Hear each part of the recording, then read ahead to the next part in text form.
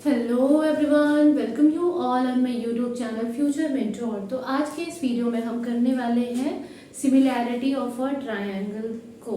ठीक है, तो ये जो टॉपिक है, अगर आप किसी भी कॉम्पिटिटिव पेपर की प्रिपरेशन कर रहे हैं जहां आपसे ट्रायंगल से रिलेटेड क्वेश्चंस पूछे जाते हैं, स्पेशली अगर मैं बात करूं तो टीचिंग बेस्ड एग्जामिनेशन, जितने भी टीचिंग बेस्ड एग्जामिनेशन है, और स्पेशली अगर आप बीपीएससी टीआरई 3.0 के लिए प्रिपेयर करें तो आपके लिए वीडियो जो है वो काफ़ी हेल्पफुल होने वाला है। या फिर किसी भी टीजीटी लेवल के पेपर के लिए आप प्रिपरेशन कर रहे हो और अगर आपका टीचिंग सब्जेक्ट जो है मैथ्स है, तो ये वीडियो आपके लिए काफ़ी इंपॉर्टेंट होने वाला है। तो आइए हम स्टार्ट करते हैं इस टॉपिक को, that is similarity of a triangle.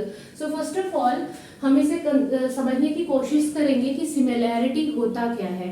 ठीक है, तो इससे पहले हम स्टार्ट करते हैं, इसको समझते हैं कॉन्ग्रुएंसी एंड सिमिलैरिटी को। Congruency and similarity.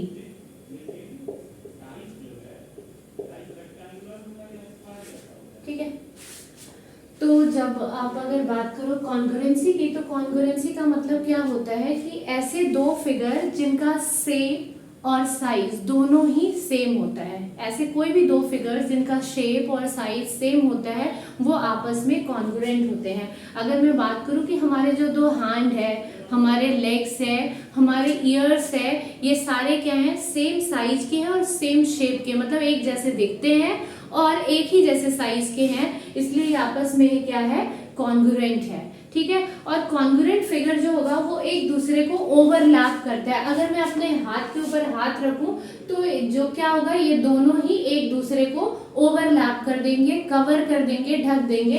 तो ऐसे फिगर को हम बोलते हैं कॉन्ग्रुएंट फिगर। अब next one is similarity. Similarity का मतलब क्या होता है, यहाँ क्या होगा, आपने कॉन्ग्रुएंसी में क्या देखा, same shape and same size, आकार भी एक जैसा होगा और साइज भी एक जैसी होगी। ठीक है, लेकिन अगर हम सिमिलैरिटी की बात करें तो सिमिलैरिटी में जो शेप होगा वो तो एक जैसा होगा, बट साइज में वेरी, मतलब साइज जो है वो डिफर कर सकता है, सिर्फ शेप जो होता है वो एक जैसा होता है। यहाँ जो कंडीशन आती है वो क्या है, सेम शेप और साइज जो होता है वो डिफरेंट हो सकता है, डिफरेंट साइज का हो सकता है। जैसे कि इसके कुछ एग्जांपल्स हम समझते हैं। सपोज अगर मैंने यहाँ दो सर्कल ड्रॉ करा तो आप देख सकते हो कि ये जो दो सर्कल है इन दोनों का शेप कैसा है। ये जो दो फिगर बने हुए हैं ये कैसे हैं, दोनों के दोनों सर्कुलर है, तो शेप तो एक जैसी है, कैसी है, सर्कुलर। लेकिन अगर हम साइज की बात करें तो ये वाली जो सर्कल है ये छोटी है और ये बड़ी है, बट ये आपस में क्या है, सिमिलर है। लेकिन अगर हम कॉन्ग्रुएंसी की बात करें तो क्या कॉन्ग्रुएंसी में क्या आप देखते हो कि साइज जो होना चाहिए वो भी सेम होना चाहिए और शेप जो होना चाहिए वो भी सेम होना चाहिए। तो शेप तो दोनों का सर्कुलर है, लेकिन साइज जो है वो दोनों का डिफरेंट है। ये वाली फिगर बड़ी है और ये छोटी है, it means the given figure is not congruent. जो हमारे पास जो फिगर गिवन है वो कॉन्ग्रुएंट नहीं है, वो क्या है, सिमिलर फिगर है। कॉन्ग्रुएंसी के लिए क्या होना चाहिए, ओवरलैप करना चाहिए। क्या हम इसके ऊपर इसको रख देंगे तो ये ओवरलैप कर पाएगा, ढक पाएगा, नहीं।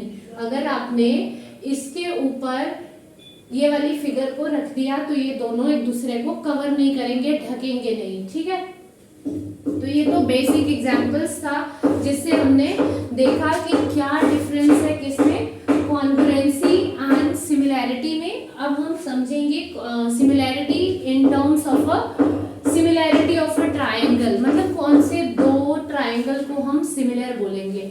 ठीक है, तो इसे देखते हैं। सपोज अगर मैंने यहाँ दो ट्रायंगल को ड्रॉ कर दिया, अब अगर मैं आपसे पूछूं क्या ये ट्रायंगल आपस में सिमिलर है, ठीक है, तो आप क्या बोलोगे कि यस, मे बी सिमिलर हो सकता है। क्यों, क्योंकि इन दोनों का शेप एक जैसा है, शेप कैसा है, ट्रायंगुलर है, और साइज डिफरेंट है। तो साइज डिफरेंट है तो इसके साथ कुछ कंडीशंस भी आते हैं, उस कंडीशंस को हम देखेंगे कि कोई भी दो पॉलीगॉन का मतलब क्या होता है, ऐसे फिगर जिसमें मोर देन टू साइड्स होते हैं और वो जो फिगर है वो क्लोज्ड होना चाहिए, है ना, ऐसा नहीं कि ओपन फिगर होना चाहिए।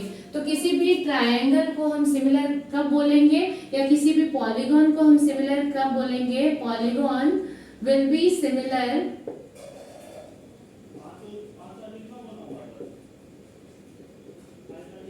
if their angles are equal, if their angles are equal, and second condition is what, sides are proportional, sides are proportional।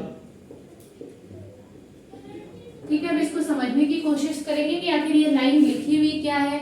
अगर उसके एंगल दो, सपोज हमने दो ट्रायंगल कंसीडर कर लिया, A B C and D E F. अब आप यहाँ देख सकते हो हमने क्या लिया है, दो पॉलीगॉन। ट्रायंगल भी क्या है, एक प्रकार का पॉलीगॉन है। तो यहाँ हमने दो ट्रायंगल लिए हैं। ये दोनों ट्रायंगल जो है ये सिमिलर कब होंगे, जब इनके एंगल्स जो है वो इक्वल होंगे। मतलब एंगल ए जो होगा एंगल डी के इक्वल होगा, एंगल बी जो होगा वो एंगल ई के इक्वल होगा, और एंगल सी जो होगा वो किसके इक्वल होगा, एफ के इक्वल होगा। और इनके साइड्स जो होंगे वो प्रोपोर्शनल होंगे, मतलब सेम रेशियो में होंगे। सपोज अगर ये 2 है, ये 4 है, ये 3 है, ये 6 है, ये 5 है और ये 10 है।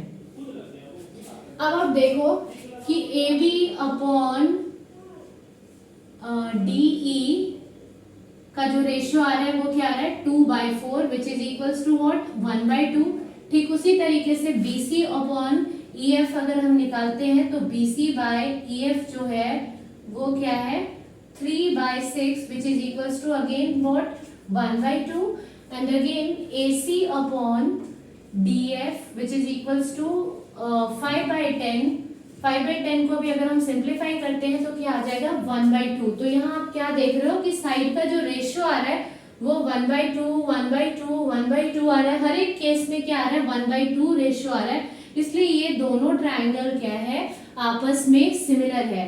तो ये वेरी वेरी इंपॉर्टेंट था, सिमिलैरिटी। यहाँ तो जस्ट हमने समझा कि सिमिलैरिटी का मीनिंग क्या होता है, लेकिन अगर एक्चुअल में हम जब कह सकते हो मैथमेटिकल डेफिनेशंस की बात करते हैं तो सिमिलैरिटी ऑफ अ पॉलीगॉन में जो फर्स्ट कंडीशन आता है that is the angles are equal.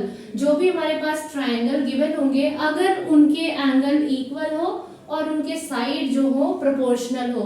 Side proportional का मतलब क्या, उनके बीच में जो रेशियो होगा वो सेम हो। यहाँ देख सकते हैं 2 और 4 में क्या रेशियो है, 1/2 का। अगेन 3 2 जा 6 मतलब रेशियो इज 1/2। अगेन 5 2 जा 10, हर जगह आप देख रहे हो रेशियो 1/2 आ रहा है। इसलिए हम क्या कह सकते हैं कि triangle ABC is similar to triangle DEF। Clear है, ये सिमिलैरिटी का साइन होता है और कॉन्ग्रुएंसी का साइन जो होता है वो ये होता है। तो आई होप यहाँ तक आपको क्लियर होगा कि सिमिलैरिटी के लिए कंडीशंस क्या होते हैं। These are the conditions for similarity of a polygon, और you can say similarity of a triangle.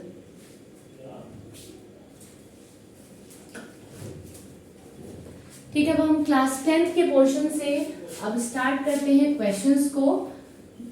और वैसे क्वेश्चन जो जनरली पेपर में पूछे जाते हैं तो उन क्वेश्चंस को हम डिस्कस करेंगे। पूरी एक्सरसाइज हम यहाँ नहीं सॉल्व कर रहे हैं, हम सिर्फ कॉन्सेप्ट को क्लियर करेंगे कि आखिर इस चैप्टर में हमें करना क्या है। एंड वन मोर थिंग, जो भी व्यूअर्स वीडियोस को देखते हैं प्लीज कंप्लीट वीडियो को देखें।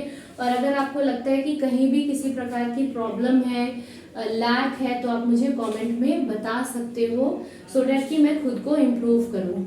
ठीक है, तो ये क्लास 10th एनसीईआरटी की टेक्स्ट बुक है, जहाँ सबसे पहले मैंने as per NCERT text book आपके साथ डिस्कस करा कि एक्चुअली में सिमिलैरिटी ऑफ ट्रायंगल के लिए कंडीशन क्या होनी चाहिए, कॉन्ग्रुएंसी और सिमिलैरिटी में क्या डिफरेंस होता है। Next we will move towards exercise 6.1, जहां हमसे पूछा गया है क्वेश्चन में कि ऑल सर्कल आर कॉन्ग्रुएंट और सिमिलर।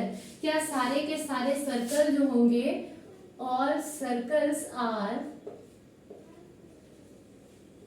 कॉन्ग्रुएंट और similar.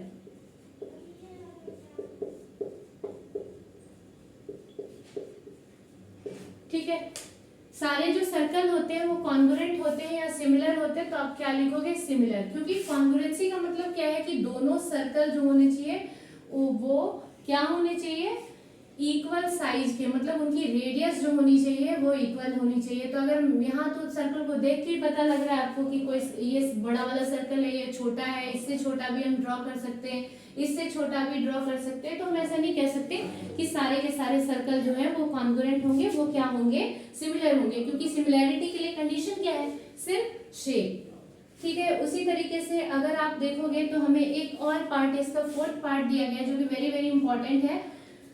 To polygon of a same number of sides, दो पॉलीगॉन, सपोज हम मान लेते हैं कि एक पॉलीगॉन रेक्टेंगल है और दूसरा पॉलीगॉन भी एक रेक्टेंगल है, उन दोनों में सेम नंबर ऑफ साइड्स है, 1 2 3 and 4, 1 2 3 and 4।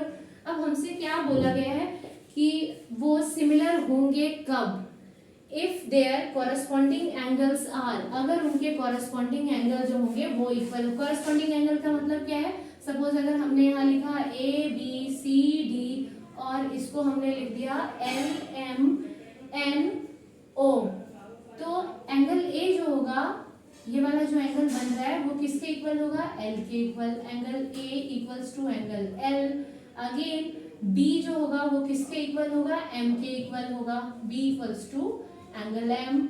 उसी तरीके से एंगल सी जो बन रहा है वो किसके इक्वल हो जाएगा, एन के इक्वल, और जो डी है वो ओ के इक्वल।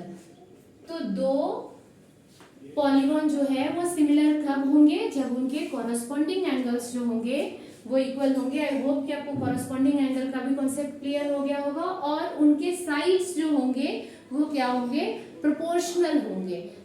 प्रोपोर्शनल का मतलब सेम रेशियो में होंगे। जैसे अगर मैंने यहाँ लिखा 3 और यहाँ लिख दिया 1.5, यहाँ लिखा 4, अगर मान लो मैंने यहाँ 4 लिखा है तो यहाँ क्या मैं लिखूंगी, उसका आधा 2, यहाँ मैंने अगर लिखा 9 तो उसका आधा ये क्या हो जाएगा 4.5। ठीक उसी तरीके से अगर यहाँ मैंने लिख दिया है 7 तो उसका हाफ क्या हो जाएगा 3.5। अब आप देख सकते हो कि हर जगह जो रेशियो फॉर्म हो रहा है वो 1:2 का हो रहा है, तो हम कह सकते हैं कि ये दोनों फिगर जो है आपस में सिमिलर है। और अगर कोई क्लास 10th के स्टूडेंट देख रहे हैं तो आपके पेपर में जो केस स्टडी बेस्ड क्वेश्चन पूछा जाता है, स्पेशली मैं बात करूं सीबीएसई बोर्ड के पेपर की, तो वहाँ जो केस स्टडी बेस्ड जो क्वेश्चंस पूछे जाते हैं सिमिलैरिटी ऑफ अ ट्रायंगल से, वहाँ डायरेक्टली आपको कोई फिगर दे दिया जाता है और आपसे पूछ लिया जाता है कि है ना ये दो फिगर सिमिलर है या नहीं है। और साथ ही अगर जो बोर्ड का एग्जाम हुआ था 2023 में, वहाँ जो एक क्वेश्चन बना था इन बेसिक मैथमेटिक्स, वहाँ एक क्वेश्चन आपसे पूछा गया था कि what are the conditions for similarity of a triangle. Similarity of a triangle के क्या क्या कंडीशंस होते हैं, तो उसे हमने अभी अभी क्लियर किया। मे बी किसी भी कॉम्पिटिटिव पेपर में डायरेक्ट ऑप्शन की फॉर्म में पूछा जा सकता है। Now we will move towards the Thales theorem, और जिसे कि हम बेसिक प्रोपोर्शनैलिटी थ्योरम कहते हैं। यहाँ जस्ट हम उसके रिजल्ट को समझेंगे। बीपीटी एक थ्योरम है और इसी थ्योरम को बेसिक प्रोपोर्शनैलिटी थ्योरम या थेल्स थ्योरम के नाम से जाना जाता है। थेल्स थ्योरम, या फिर हम इसको बोलते हैं बेसिक प्रोपोर्शनैलिटी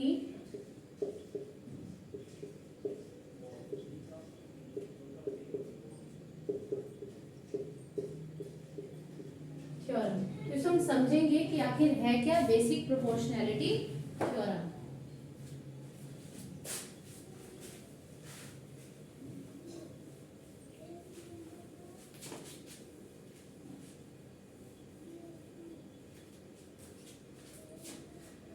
ठीक है, बेसिक प्रोपोर्शनैलिटी थ्योरम को अंडरस्टैंड करने की कोशिश करते हैं। ये एक ट्रायंगल है ए बी सी, और यहाँ हम एक लाइन सेगमेंट है जो कि ज्वाइन कर रही है किसको, पॉइंट डी को और ई को, जो कि साइड किस पे है, ए बी और ए सी पे। ठीक है, तो इसके अकॉर्डिंग थेल्स थ्योरम के अकॉर्डिंग, बीपीटी थ्योरम के अकॉर्डिंग क्या कहा जाता है कि if D E is parallel to B C, अगर ये वाली लाइन जो कि दो ऑपोजिट साइड के जो पॉइंट्स है उनको क्या कर रही है, ज्वाइन कर रही है। तो और ये जो लाइन है ये पैरेलल है, तो क्या होगा, A D upon D B जो होगा वो किसके इक्वल होगा, ए ई अपॉन ई सी के। ये रिजल्ट है, ये काफी इंपॉर्टेंट है, इसको आपको एज इट इज इसे याद रखना है। आप क्या कह सकते हो, आपको ऑलरेडी पता भी होगा, बस इस रिजल्ट को आपको याद रखना है। ये बेसिक प्रोपोर्शनैलिटी थ्योरम का प्रूफ है और यही क्वेश्चन में यूज होगा और बहुत सारे पेपर्स में इससे रिलेटेड क्वेश्चंस पूछे जाते हैं। आपको स्टेटमेंट याद रखने की जरूरत नहीं है जब आपको फिगर पता है और आपको खुद ही पता है कि अगर डी ई बी सी के पैरेलल होगा तो ये साइड्स जो होंगे वो आपस में क्या होंगे, प्रोपोर्शनल होंगे।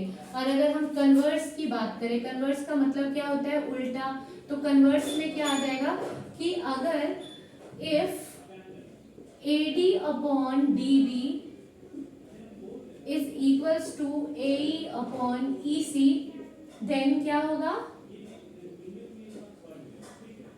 DE will be parallel to BC।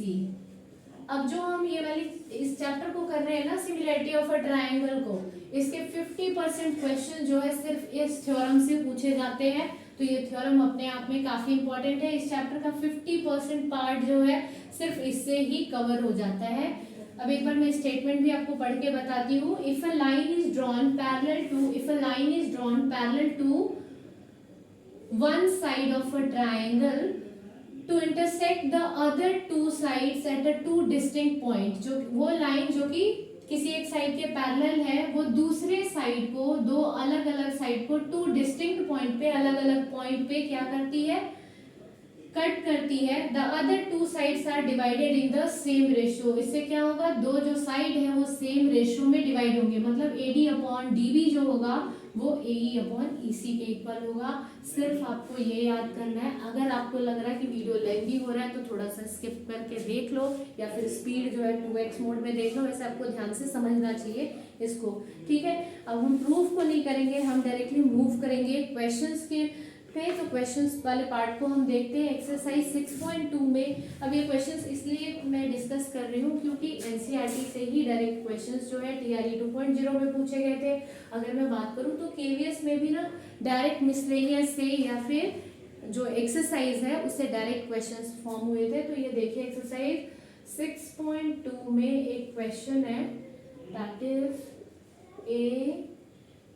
ABC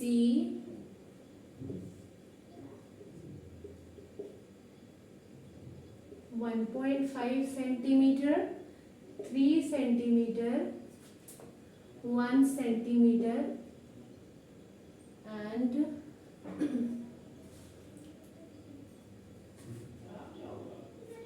आपको इसकी वैल्यू फाइंड आउट करनी है।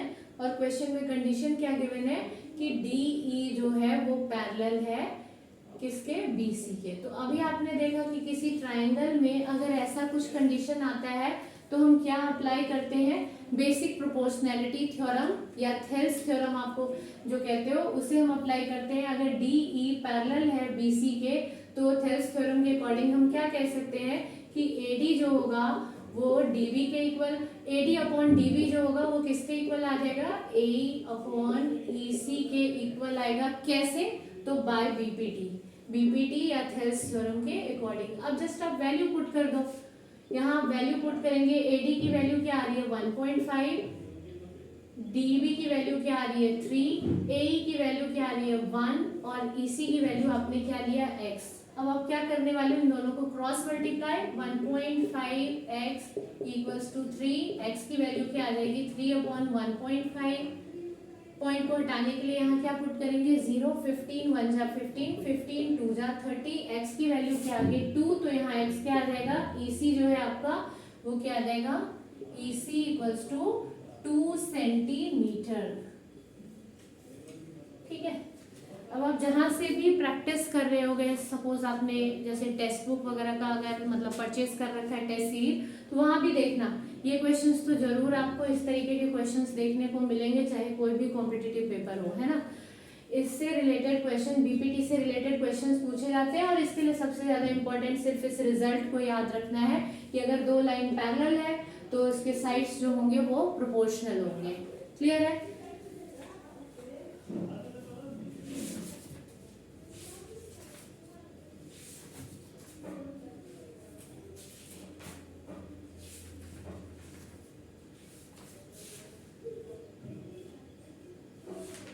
नाउ इसके एक दो और क्वेश्चंस को हम डिस्कस कर लेते हैं और इसके बाद में आपको एक और टॉपिक करवाऊंगी। मतलब इसके फर्दर जो भी अब पार्ट्स हैं वो हम नेक्स्ट वीडियो में करेंगे। तो एक और क्वेश्चन है, एक और क्वेश्चन है जिसको हम देखते हैं। देखिए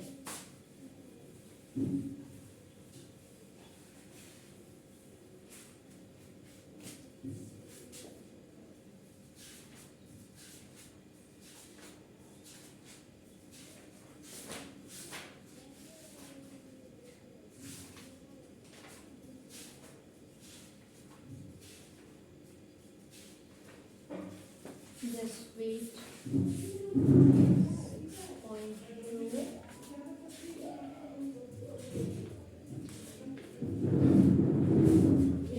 अगेन हमारे पास एक क्वेश्चन है,